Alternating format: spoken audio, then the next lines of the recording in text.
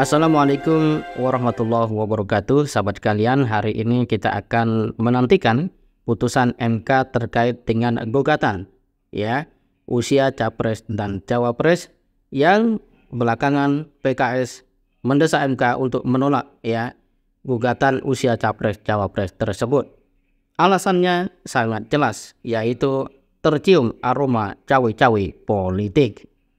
Sahabat sekalian, seperti dilansir oleh detik.com, Partai Keadilan Sejahtera atau PKS mendesak MK untuk menolak gugatan batas usia capres-cawapres yang akan diputuskan hari ini, Senin 16 Oktober 2023. PKS menilai persoalan batas usia capres-cawapres bukan wewenang MK. Seperti dikatakan oleh Ketua Bidang Polhukam DPP PKS Al-Muzamil Yusuf dalam keterangannya kepada wartawan Senin 16 Oktober 2023, putusan MK terkait dengan pengujian konstitusionalitas syarat usia capres-cawapres akan menguji konsistensi lembaga itu dengan putusan-putusan sebelumnya, khususnya yang berkaitan dengan wilayah open legal policy. Kemudian, jika misalnya MK mengatakan atau mengambil keputusan mengatakan iya bahwa usia cawapres bisa diturunkan, maka itu bertentangan dengan amar putusan MK nomor 15/PUU-5/2007 yang pernah dibacakan terkait syarat usia calon kepala daerah. Menurutnya, MK saat itu pernah menentukan bahwa batasan usia minimum tidak ditentukan oleh Undang-Undang Dasar 1945.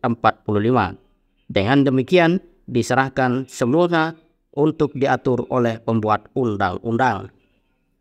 Lebih lanjut, sahabat sekalian, Al-Muzamil Yusuf menyebut bahwa jika MK tidak konsisten pada uji materi kali ini, maka akan bermunculan banyak uji materi undang-undang terkait usia, seperti usia pensiun TNI, Polri, hingga PNS. Al-Muzamil mengatakan momentum saat ini ialah menjelang Pilpres, sehingga jika dikabulkan akan menguat dugaan yang negatif kepada MK yang dituduh publik telah ikut bermain politik menjelang Pilpres. Padahal Hakim MK adalah satu-satunya hakim yang eksplisit disebut dalam Undang-Undang Dasar harus memiliki sikap kenegarawanan, bukan malah ikut cawe-cawe politik 5 tahunan, tegasnya. Sahabat sekalian, situasi ini tentu akan menyedot perhatian publik, dan tentu saja sedikit banyak ini juga akan mendatangkan kerugian bagi Presiden Jokowi. Mengingat gugatan ini publik tangkap, dan seperti yang begitu juga ulasan media adalah untuk mengakomodir agar Gibran putra sang presiden dapat maju sebagai cawapres mendampingi Prabowo Subianto. Belakangan mulai santer istilah MK bukan sebagai Mahkamah Konstitusi, melainkan Mahkamah Keluarga. Dan tentu saja ini akan memberi dampak yang tidak menguntungkan bagi Presiden Jokowi. Ada pihak yang menyebut bahwa Presiden Jokowi terjebak dengan skenario ini. Tetapi apapun itu, jika misalnya terjadi bahwa batasan usia cawapres itu diturunkan dan Gibran maju sebagai cawapres Prabowo, maka jelas publik akan melihat bahwa upaya-upaya untuk, dalam tanda kutip, melanggengkan kekuasaan betul-betul telah menjadi skenario yang matang. Lebih lain, kita akan bisa melihat bahwa Prabowo Subianto terkesan mengulur-ulur waktu untuk menentukan siapa cawapres.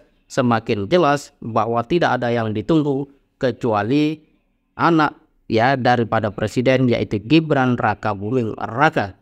Jika kemudian Prabowo betul-betul berpasangan dengan Gibran itu sendiri. Dan yang lebih menarik lagi, maka peta koalisi partai-partai yang ada di Koalisi Indonesia Maju itu juga berarti sama mengikuti apa yang menjadi kehendak atau skenario atau hajat politik dari pihak-pihak yang mungkin ingin terkesan dan dibaca oleh publik ingin melanggengkan dinasti kepolitikan itu sendiri. Sahabat sekalian, dalam kasus ini kita melihat bahwa MK menjadi titik, ya, menjadi tonggak penentu sejarah demokrasi Indonesia ke depan. Dan dalam konteks menentukan batas usia seorang pejabat, ternyata MK juga telah membuat satu putusan ketika itu, yaitu batas usia atau syarat usia calon kepala daerah pada tahun 2007 yang mengatakan telah tidak disebut atau tidak disebut oleh Undang-Undang Dasar 1945, dan karena itu MK tidak melakukan upaya apapun atau mengubah konteks atau konten undang-undang itu sendiri.